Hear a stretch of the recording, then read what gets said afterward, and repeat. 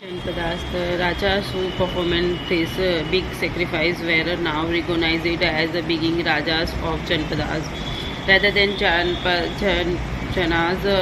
the word Janpada literally means the land where the Janas set its foot and settled down. Some important Janpadas are shown or map for page 57. Archaeologists have extracted a number of settlements in these Janpadas, such as Puranas, Kilas in Delhi, Hastinapur near Meerut, and Antarjik near it.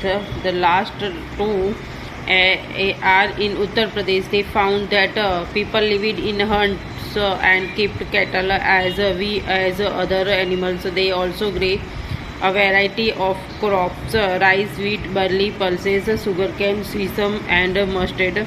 Is there a crop in this list that was not mentioned in chapter 4? Mahajanpadas. About 2500 years ago, some Janpadas become more important than others and when known as Mahajanpadas. Some of these are shown on map. Most Mahajanpadas had the capital cities. Many of these were fortified. This means that hug walls of wood, bricks, or stone were built around them.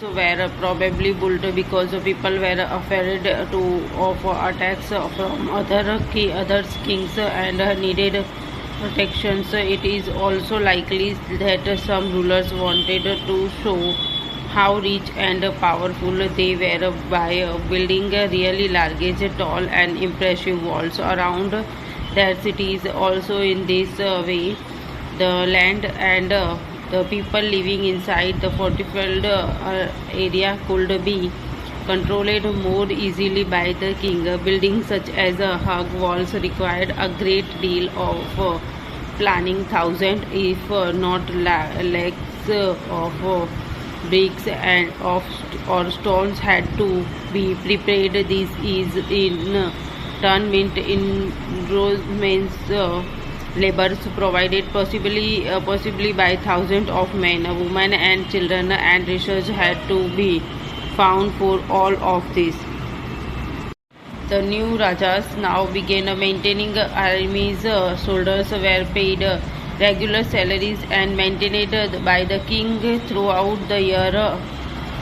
Some payments were probably made using punch market coins. See the instructions on page 92. You will read more about these coins in chapter 9.